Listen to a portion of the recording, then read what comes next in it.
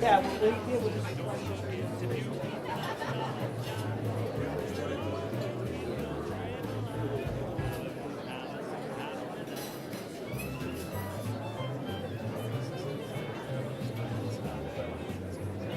Good morning.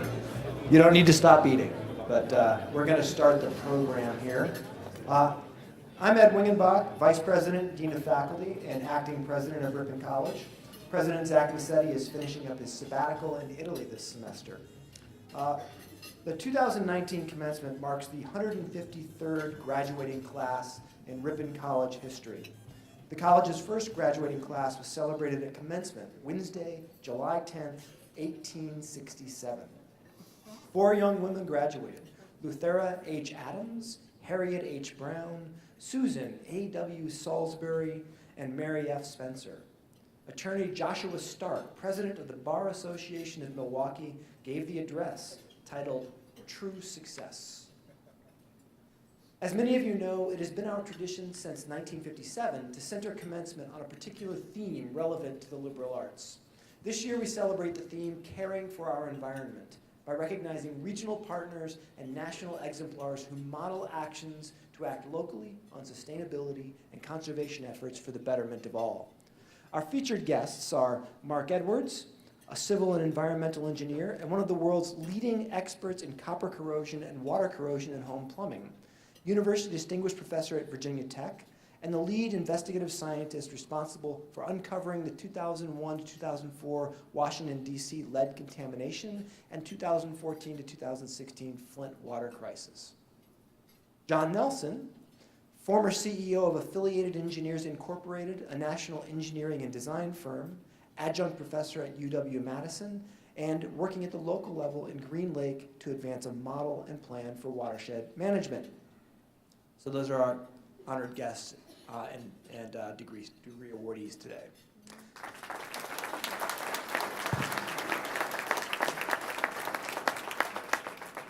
Now, this forum is designed to give the graduating seniors, their families and friends, and the rest of Ripon College's community an opportunity to get acquainted with the individuals who we will honor later at the ceremony.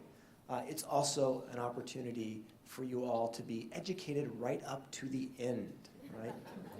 Graduation is still about 2 hours away. You've got one more chance to learn something from us. So please welcome our commencement speaker, Marc Edwards. Marc and his family, Marc Edwards and his water study team from Virginia Tech engaged in a decade-long battle beginning in the early 2000s that exposed health problems associated with lead in drinking water and agency misconduct in the nation's capital. In 2015, Edwards arrived in Flint, Michigan to conduct what became an unprecedented independent evaluation of water contamination in residents' homes that exposed problems with Legionella and lead and brought national attention to the water crisis. Time magazine dubbed Edwards the plumbing professor in 2004, listing him among the 4 most important innovators in water from around the world. The White House awarded him a Presidential Faculty Fellowship in 1996, and in 2013, Edwards was the 9th recipient in a quarter century of the IEEE Barris Award for courageously defending the public interest at great personal risk. In 2007, Edwards was awarded a Macarthur Fellowship, commonly known as the Genius Grant, which recognizes individuals with extraordinary capacity for innovation and creativity. This October, he will be presented with the Hoover Humanitarian Medal from the American Society of Mechanical Engineers in recognition of engineers whose professional achievements and personal endeavors have advanced the well-being of humankind. John Nelson is chairman of engineering consulting firm MEP Associates LLC, chief technical officer of Fitzgerald Asset Management, adjunct professor of civil and environmental engineering at the Nelson Institute at the University of Wisconsin-Madison, and a longtime supporter of Green Lake. Nelson has been unwavering in his dedication and support for finding scientific answers to Green Lake's degrading water quality. In 2018, Nelson and his wife Linda established an endowed professorship in the Nelson Institute's Water Resource Management Center. They also established a Wisconsin Distinguished Graduate Fellowship to fund graduate students within the center. The center's current chair, Professor Anita Thompson, and several of her graduate students have ongoing or completed research projects based in Green Lake. All right, so some questions. I will ask some questions of our panelists, and then after a little while of discussion up here, we will open it up to the audience for you to ask questions with preference for soon-to-be graduates. So as you're listening to the conversation, maybe you think about things you would like to ask John or Mark, or both. So Mark, let's start with you. So your work is very much public-focused, and everyone in the room has probably heard about what happened in Flint or some version of it. Can you explain briefly what happened in Flint and how you and your team got involved? Well, yeah, unfortunately, I had been predicting something like Flint was going to happen for 10 years. Just keep it under your... Okay. And so when I got a call from a government employee and a mom there who were experiencing very serious water problems, we knew that this was it. This was what we'd been waiting for. And in essence, what happened is Flint is ahead of the curve in terms of going bankrupt. Many other states and cities are following in Flint's footsteps, and they lost democracy. And when folks don't have money, they have to make hard decisions. And one of the decisions was to break federal law in terms of drinking water. And that resulted in a profound undermining of public confidence, public trust, because it was the environmental policemen paid to protect us who became the environmental criminals. And so our team collaborated with residents and others to help expose what was an environmental crime and environmental injustice. So one of the concepts that is important to you and in your work is the idea of the citizen scientist, and what you did in Flint and in Washington, D.C., and some other projects are an example of that. Can you talk a little bit about the idea of what it means to be a citizen scientist and citizen science? Well, I think the way out of a lot of the problems that we're currently facing as a society is to cultivate the scientist within us all, which is really to be a truth seeker and truth speaker. And some of the greatest scientists I have met have just been moms and who are looking out for the health of their children and trying to figure out what's wrong with them. And I often say the greatest scientific force in the universe is a mom looking out for the health of her children. And do not mess with that, because she will come and mess you up. That's what the government learned with the moms in Flint. And but do not ignore them scientifically, because historically some of the greatest scientific insights have always come from citizens who are on the front lines. And each and every one of us is a living human experiment. And to not listen to someone is to ignore that potential data. So what's the role of people with expertise and the privilege of education, like the people in this room or like you and I and John, in helping to foster that kind of citizen science?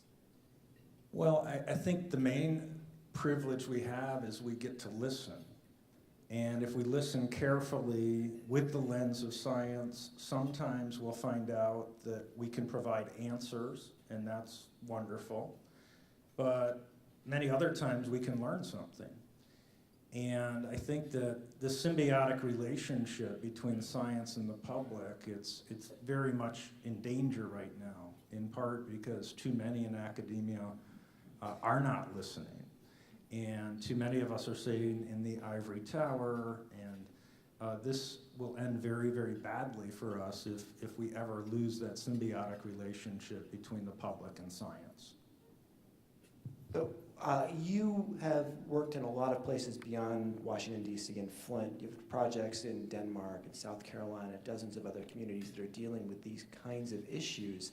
What kind of advice would you offer to people who find themselves in communities that have these kinds of challenges? What should they be doing to try to make things better? Well, the first thing, it's to collect data, because without data, you're just another person with an opinion. And in most of the cases that we get involved in, residents have become scientists. When I started collaborating with the mom in Flint, Michigan, for example, she had, in the first phone call, she had laid out everything about the Flint water crisis. This mom figured out everything scientifically that needed to be known. She knew that federal law was being broken. She figured out on her own that her child was being lead poisoned. She figured out that the source was lead in water. And my job, oddly enough, was to make sure that her scientific voice was heard. But she laid out an absolutely open and shut scientific case. I knew it, I understood it, and in a kind of a role reversal, had to become an activist to make sure that this citizen science got heard. So John, you are a multi-generation property owner in Green Lake and a civil environmental engineer. And so you're dealing with slightly different but related questions to the type Marc has been dealing with, but very focused on Green Lake. So for those of us who live, work, and play in the local area and value Green Lake, tell us a little bit about the connection with water quality and why we should be concerned about Green Lake. Right. So thanks, Marc. I echo many of the things that you've said, and Green Lake bears some similarity, although I don't think we've broken any laws yet at Green Lake. Where's Jerry Specht? I think we're okay on that. So I'll start with multi-generational. In addition to being property owners on Green Lake, my father worked in the fields where he earned his income as a field man for the local cannery, Green Giant at the time, Seneca now.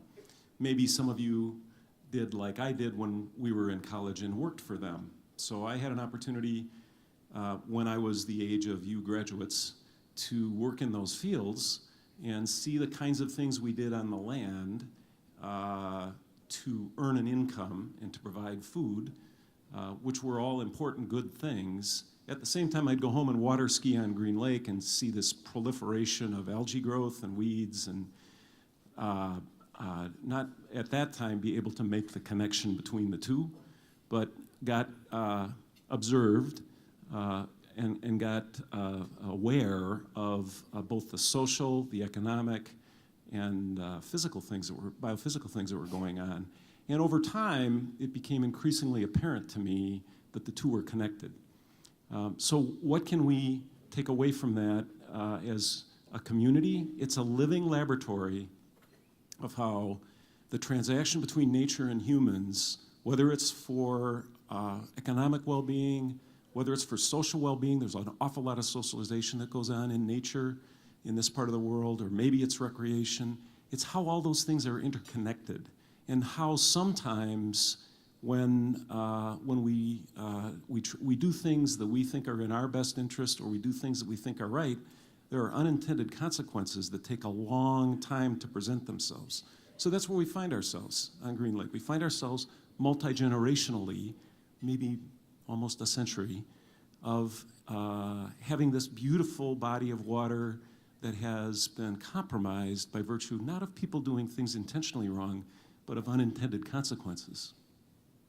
So, when people heard about what was going on in Flint, there was a sense of immediate urgency among most people. There were some political reasons, some people with political motivations to ignore it, but the idea that children are being poisoned by their water lends in a sense of immediate urgency, right?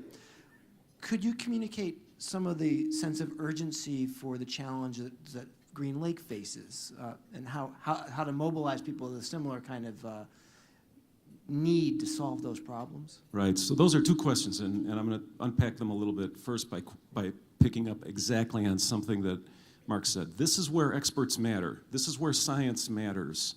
Only recently have we found the tools to look at the situation in Green Lake, and Green Lake is a body of water within a larger ecosystem. It's a small part of that larger ecosystem. Only recently have we found the tools to look at it holistically and maybe even predictively.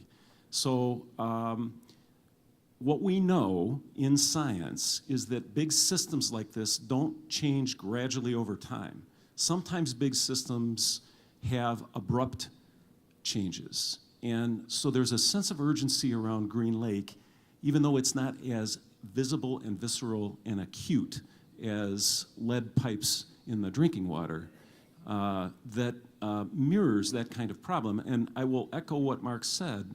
Those in the scientific community know that there are thresholds which are much more difficult to return from in a large ecosystem like this. So there's a sense of urgency to avoid reaching those points. Now, that's part one. How do we communicate it? Again, I would echo the notion of listening, building community. There's all kinds of opinions. There's all kinds of knowledge. My idea is to listen to everyone and try to learn something from what everyone says. Everyone has something of value to say, and then help that community be informed by what we know, not as a matter of opinion, but just as a matter of fact, and use that to guide our decisions going forward. So maybe both of you could speak to this a little bit. What are some of the ways then that local residents, especially those that live around the lake, right, could help with the challenges we face? So these challenges that we face environmentally are overwhelming at human scale. And they can be frightening. So our initial reaction as citizens when we hear these kinds of things is to react with fear. And I bet there was some of that in Flint. And so believe it or not, the engineers today are telling you probably that the technical solution goes through a human solution, which is to build a community of people who are based on knowledge and who help each other try to first assimilate what we know and then think about how we might want to act both now and perpetually. So my answer would be initially build that community. And the other thing I would offer is you need to respect everybody involved. There's a tension on Green Lake between those who enjoy Green Lake for its recreational benefit and those who influence Green Lake for economic purposes. You don't get wealthy being a farmer in Wisconsin nowadays. And I'm lucky enough that I was able to work in that community and realize how difficult it is to struggle to earn a living growing food or milking cows or something like that. And we need empathy for each other. We need to appreciate the perspective that each other have and make sure that we each have a place to stand in the community. So Mark, let me ask you this, and John, jump in as well. Some of the challenges that we face, environmental challenges, sustainability challenges, the technical challenges that are involved in these, or the proximate causes of these challenges, are often deeply connected to a whole range of systems. And you can look at one part of it, but the cause of the immediate challenge may be connected to 6, 7, 10 different things, with different communities and different interests and different commitments. And it's very difficult to make visible the interconnectivity, right, of systems and politics and economic interests when you're trying to fix a particular problem, right? How do you make that visible to people in ways that empower them to act? Or do you need to make that visible? Can you do just one part of that system?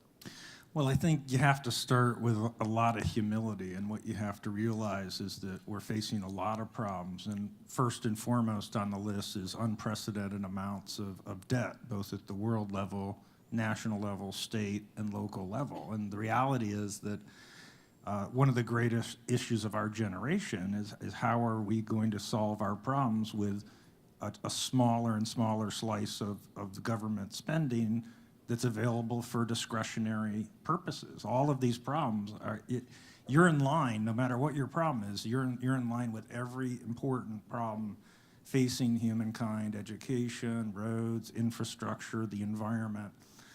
But that said, you try to get the facts out there.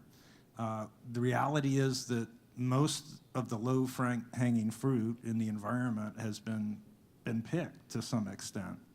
And the easy centralized solutions are largely behind us. And what we're now facing is more complicated issues, such as those, for example, citizen science is much in the news now because many of the problems we're facing can only be investigated by citizen science. My own area of research is problems in people's homes. And scientists can't go there. We can't go in and take samples without involving or endangering people. And so we have no choice if we want to advance science but to work with the public in a collaboration. And so too, no matter what the solution is with environmental problems, oftentimes it's going to require a whole community to get together and as individuals solve that, and that's always more complicated. So these are going to be the challenges of our era: how to do more with less, and how to solve complicated problems that really require a community and not a centralized solution.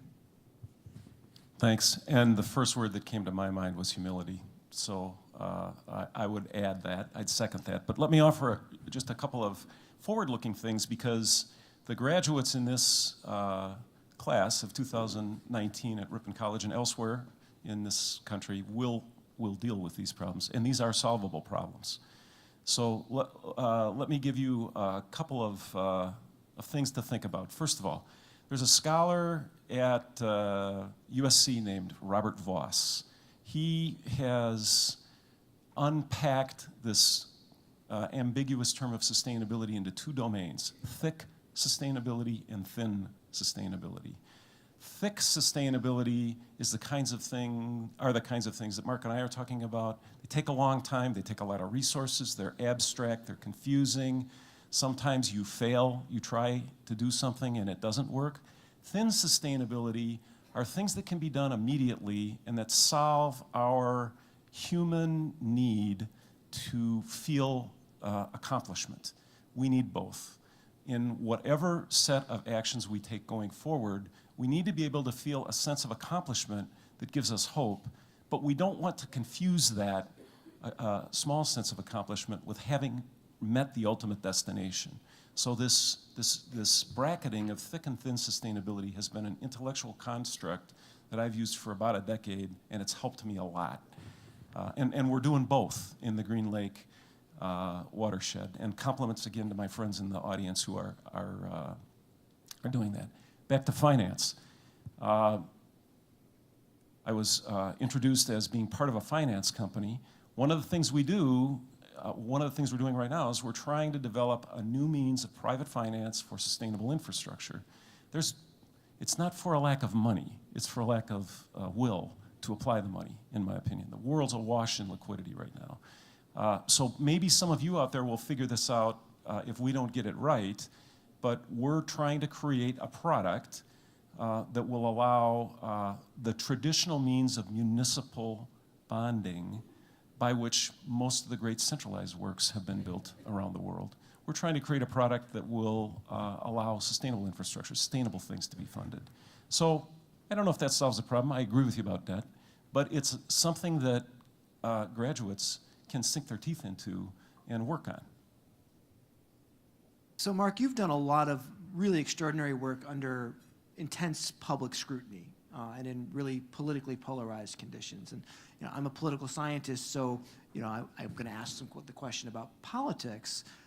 Some of the challenges that people who are trying to do the work like you're doing and like John's doing and many other people are doing is the conflict between the interests of some people in politics and the objective knowledge produced by science. And that often what science tells us conflicts with what people would like to believe politically and have an investment in encouraging people to believe.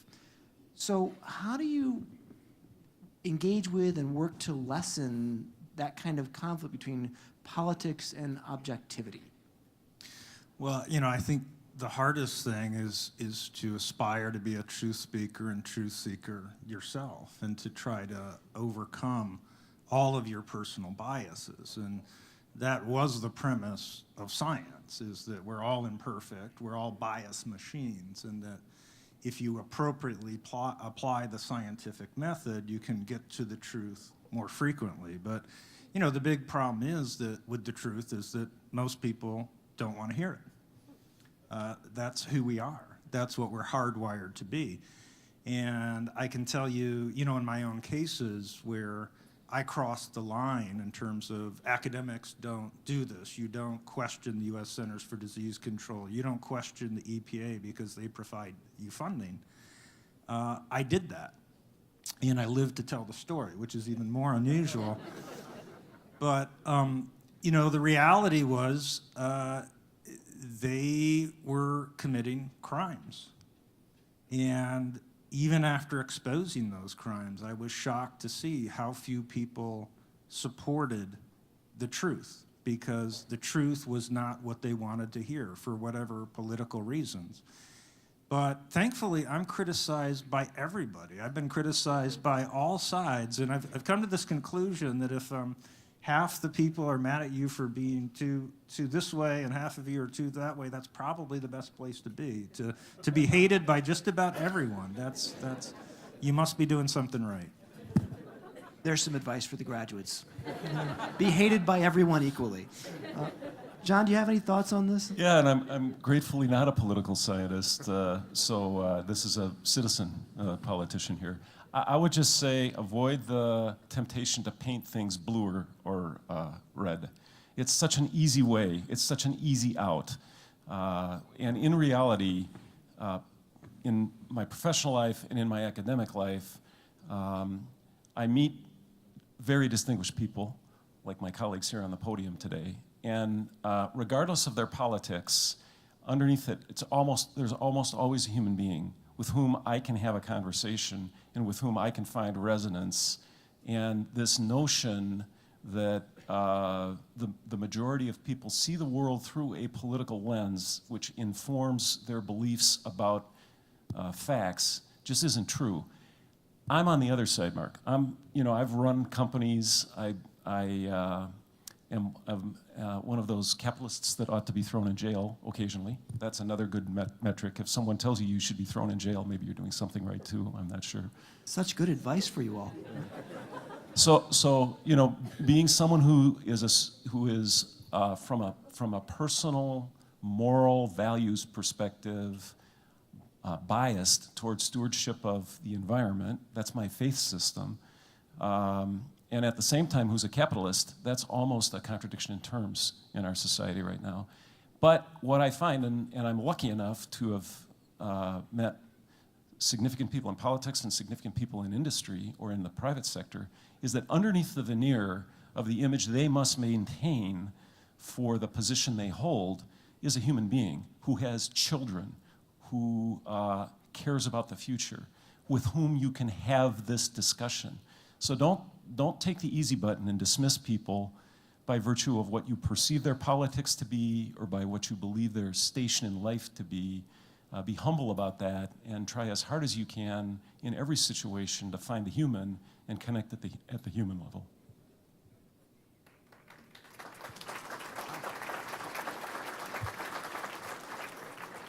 Well, and let me also just say that the greatest and perhaps least exploited way in which you can make profound change in today's world is as a whistleblower, as someone from inside who sees something wrong with your tribe or your institution, and you're willing to call that out.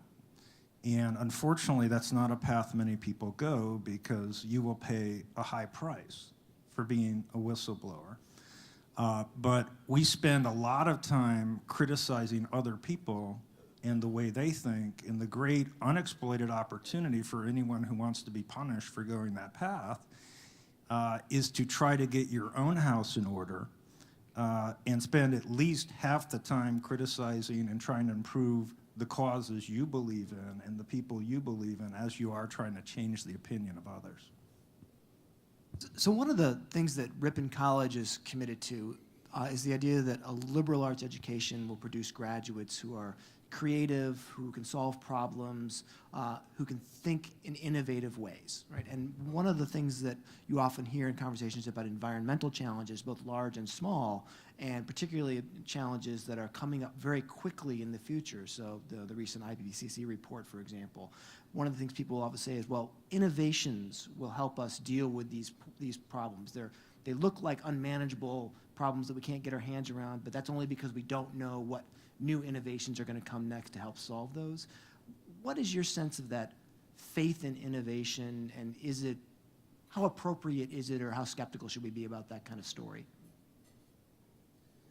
Well, as someone who has a confession, I grew up worshiping at the altar of science, and I thought science had all the answers, and I was taught by people who said the liberal arts were for losers. I mean, that was actually part of the syllabus in some of my classes, and I got to be 40 years old, and I realized I was so naive, I was a danger to myself and others, because science is done by human beings, and we screw things up.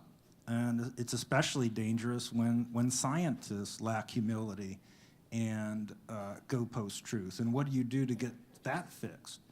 And so that's when I really started reading all of those books that I was told to never look at. And I read about scientific misconduct. I read about the hero's journey. I read about how to reach people, how to communicate.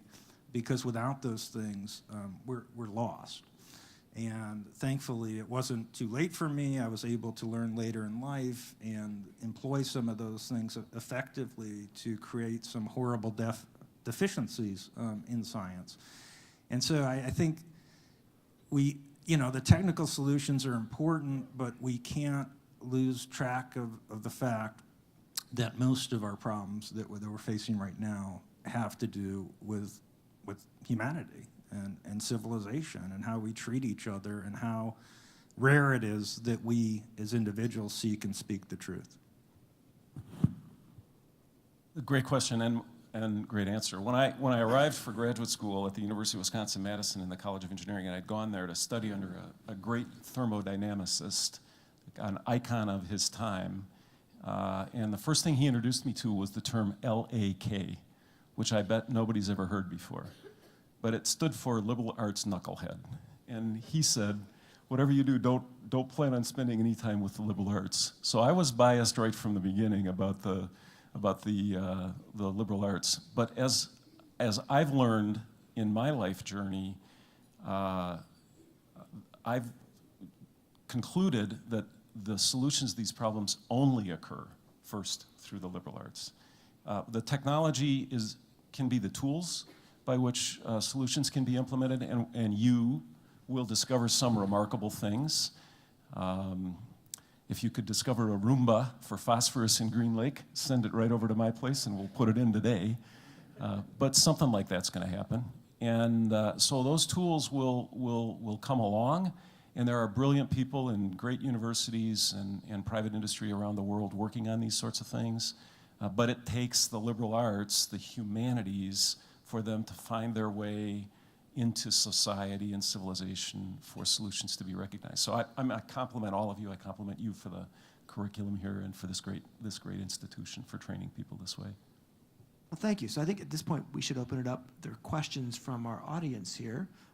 There are two folks with microphones. So if you have a question, raise your hand up high and we'll take the microphone to you. And we've got one right away here, okay? I am going to hand it over to you, but for just 1 second. Over there's a lady in red, beautiful lady, has a phone. Someone lost. It's pink and green case. If it's yours, you can go find it with her later. All right, sir, here you are. Hi, my name is Joe, and our middle son, we have 3 sons. Our middle son is Nathan.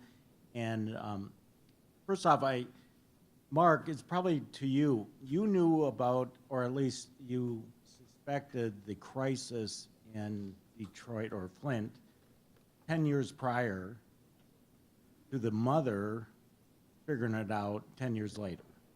Is that right? Yes, that's true. Yeah.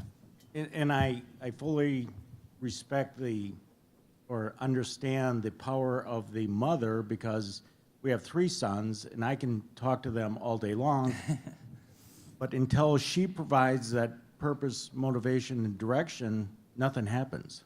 It's like, so, I always refer to her and say, mine are just words, I kick the can down the road. But how come it took that mother to implement the action that that was required to solve the problem that you identified 10 years earlier? And at what point do you know, I say a personal responsibility, but at what point do you feel bad about that and say, geez, I figured that out 10 years ago, but the change didn't occur until the mother brought it to light? Well, it started with citizens in Washington, D.C. Exposing a massive lead and water problem in our nation's capital, and it being completely covered up by the federal government, to the point where the U.S. Centers for Disease Control fabricated a scientific report that claimed no one got hurt. They successfully pulled the wool over eyes of 5 congressional investigations that looked into that problem. And you know, one of the great things about our species is that we have the capacity to learn from our mistakes. But one of the tragedies is we very infrequently do that. And so when I saw what happened in Washington, D.C., that this crime was covered up, that in fact the only people who were fired were the whistleblowers who exposed it, and all the corrupt government employees that covered it up and that caused this crisis kept their jobs, you know from history that if you don't learn from your mistakes, you're going to repeat them. And so we prepared for the day when another Washington, D.C. was going to happen. It was inevitable, and unfortunately it came in Flint, Michigan, but luckily there were just amazing people there who had a great on-the-ground organization, who were fighters, and who were able to reach out, and we formed this collaboration to expose it. And the other wonderful thing is that people cared. Once this was exposed, once this environmental crime was exposed, people cared. Folks apologized, and they tried to work together to help get it fixed. So there in Flint, we saw both the worst and best of humankind. Another question from around here? While we're see somebody's hands. There's one over here. So while we get the microphone over there, oh, you need a mic because there are other people who might not be able to hear you. So we're going to get the mic over to him. And so what I heard there, Mark, while we're getting there, is that knowing about a problem and having expertise about a problem isn't sufficient by itself to motivate people to care broadly enough to try to solve the problem. And once people care about it, then maybe we start to see some motion. Was that? Right, and especially if there's an attitude amongst those involved that they got away with it, they can get away with anything. And there's a certain arrogance that resulted in that. Unfortunately, that was on prime display in Flint, Michigan. Real quickly, yeah, go ahead. Let me just quickly comment. This is an important question, and the way I would characterize that is when one possesses noble truth and one tries to communicate it without success, what's the trigger that causes that truth to be more broadly accepted? And a lot of us wrestle with this. I spend time at the intersection of climate and energy. It's not a very fun time to be a climate scientist right now. It's not an encouraging time because of the truth they know. The answer, in my opinion, is you need to be persistent, you need to be hopeful, you need to be patient, and you need to develop a supporting community. Even though you know it to be true, you might not act on it, you might not be able to get action on it right away, but you just surround yourself with people and continue to repeat the truth and reinforce yourself with a supporting community. Your question, sir? Yes, thank you for your time. I grew up on a dairy farm, family farm up in northwestern Wisconsin. I live in the middle of Iowa now. And one of the things that you see in the middle of Iowa, in the middle of nowhere, are water towers. And you ask about what the water towers are for, and it is because the groundwater is so polluted they have to go to the second aquifer to pull up pure water and then distribute it to farms that are far between. And at the same time, you'll have, if you have, like, just throw out some words, 1 million pigs, you have to have so many, you have to just have so much to treat the waste of the pigs. But yet if you divide those pigs up, still have 1 million pigs, you can put the waste on the ground untreated, as well as putting chemicals into the ground for your corn and everything we're growing. not only is this known and do we have a problem, but it is legally protected. You know, they say that this is legally protected, they can do this, and if we don't have the money now to clean it up, we're most certainly not gonna have the money in the future to clean it up. And Mr. Nelson, just kind of going to you, what do you do to politicians like that? Can't they just say no? Well, first of all, this is an enlightened farmer. Thank you for asking that question. My reaction is, I know this all to be true. Before a field man for Green Giant, my dad sold dairy farm pipelines when they were first installed, so maybe my dad sold a pipeline that your family put in at one point in time. Yeah, we use surge, so that's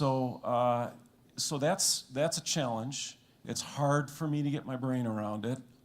As I said, I'm not a political scientist, so I'll let the experts on that respond. I tend to look through politics. I don't look through a lens of politics, but I will tell you that my company is one of the biggest investors in Organic Valley, which is the largest organic cooperative of farmers in the world, based in Lafarge, Wisconsin.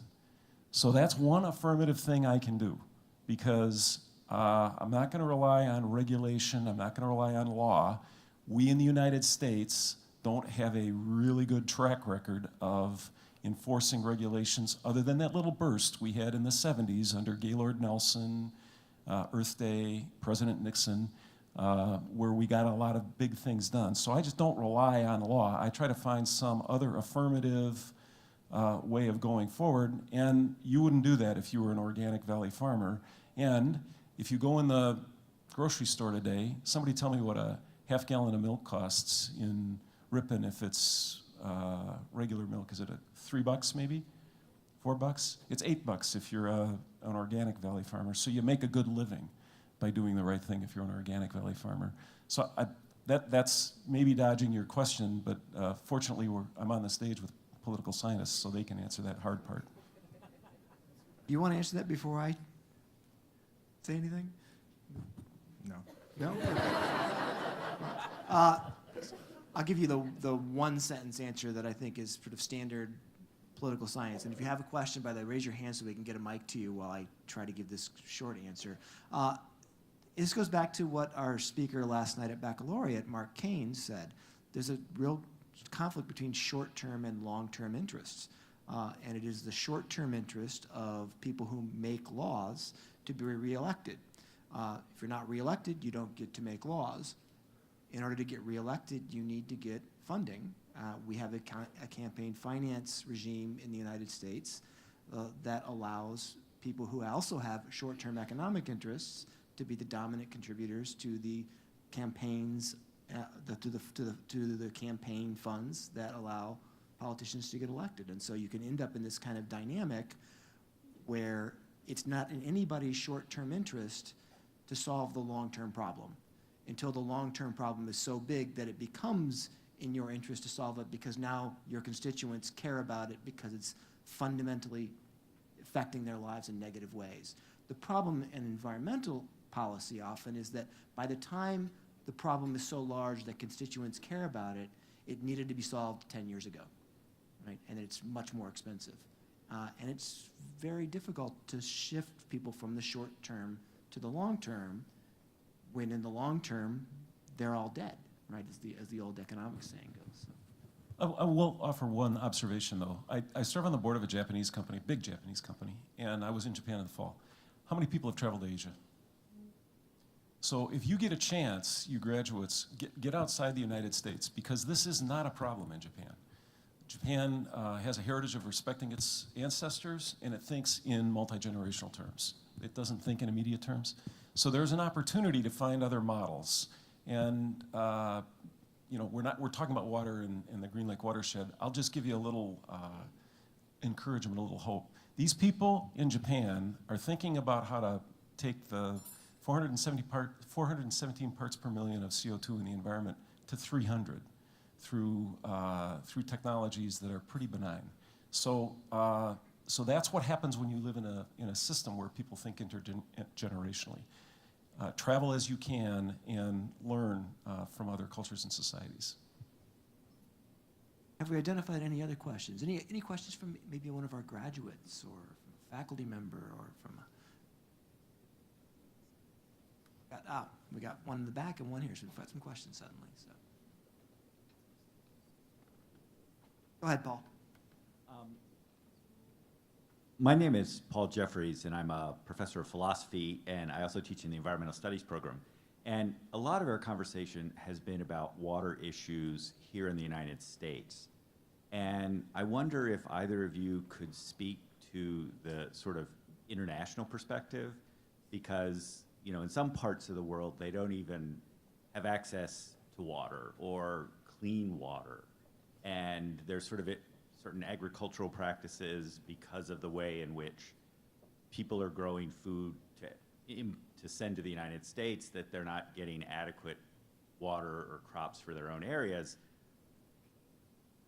I'm concerned that if we take so much focus just on United States water issues, we may be undermining some sort of larger global concerns about water questions. And so I'm wondering if either of you in your experiences have sort of bumped up with people in other parts of the world who are dealing with water issues, particularly, you know, in parts of the world that don't have access to good, clean water at this point. So I can't really speak to the international issue because I'm not an expert on it. And again, I do have humility that I know that there's, you know, incredible problems all over of all different sorts. What I can say is that some of the access issues that we're seeing in poor rural America and our post-industrial cities are every bit as severe. And, you know, one of the things I grapple with, it's easy, many students want to go overseas because it's easy to go over and comment on how screwed up their system is and come in and, you know, implement some kind of solution and go home and feel good. But we have all these injustices in America, and they exist for a reason, and that's because if you go there, there's a reason no one's addressing those issues. And so if you look at Flint, for example, which is symptomatic of what's occurring in many declining rural American towns, they're paying amongst the highest water rates in the world for water they don't trust to drink. And those water rates are expected to double. I mean, this is a place in America where many people are paying 3 times more for their water bill than their mortgage. And so, yeah, we have a lot of problems. Well, thanks for the question, and I would compliment you on recognizing or not Americanizing all the things we discuss. I would just say it's not either or, it's both and I have the privilege of being associated with the Nelson Institute at the University of Wisconsin, and some students are passionate about the water issues in less privileged areas, and some people are passionate about water issues like Marc here in the United States, and my response is good for both of them because there's plenty of opportunity to go around. We have a small family foundation since 1985. We've supported a water project in Haiti, right on the border with the Dominican Republic. And believe it or not, the first thing we had to do to help with the water problem was to reforest the hillsides. So that's back to one of those system issues. Who would have thought that you got to grow trees in order to have water? So. I think we have time for one last question. So, Dr. Jansen, you want to? Dave Jansen, I'm a trustee. I'm going to reverse the globalization and bring it back to America and ask Marc specifically if you've modeled the United States and how many Flints are out there. Have you looked at the infrastructure of different cities, the history of that infrastructure to tell us that there are 10 of these in every state? Do you know where you're at, where we're at? Well, you can look at the mega trends, and my advice to graduates is to try to look at things that are changing in a way and get into those areas where other people are not looking at them. But you know, the fact of the matter is one of the mega trends of our lifetime is people moving from rural America to the larger coastal cities, and there's no evidence that that's going to be reversed. And you know, what happens is that once you've lost a certain percentage of your population, the water system starts to fail. There's fewer and fewer people using the water. Unlike roads, where if fewer people use it, they last longer. Not so with your water system. Fewer people use it, the corrosion gets worse, the water quality goes downhill. We've learned that there are human health implications of that, both manifested in Flint in terms of deaths from Legionnaire's disease as well as the lead.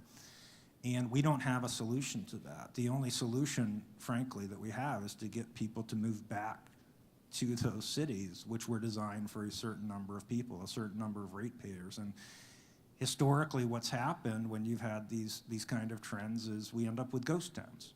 And how do you manage decline? How do you manage the fact when people can't afford to maintain their infrastructure, much less meet federal law? We end up with the worst of all worlds, which is people being told that their water's safe when it's not. So one of the things that we're doing, our U.S. Water Study Project, is based on the premise that no one should be told their water is safe when it's not. And I can't tell you how much trouble that's getting us into. So thank you both. What I hear, you'll both have a chance to speak today at graduation to give some advice to our graduates. What I've heard so far is that you're doing well if everyone hates you equally and lots of people want you to go to jail. And that you should work hard to build coalitions of people who can drive change and do so in ways that combine the knowledge of science with the passion of citizens. So thank you for your words. And this concludes our morning program. So please applaud, and I have some notes for this afternoon.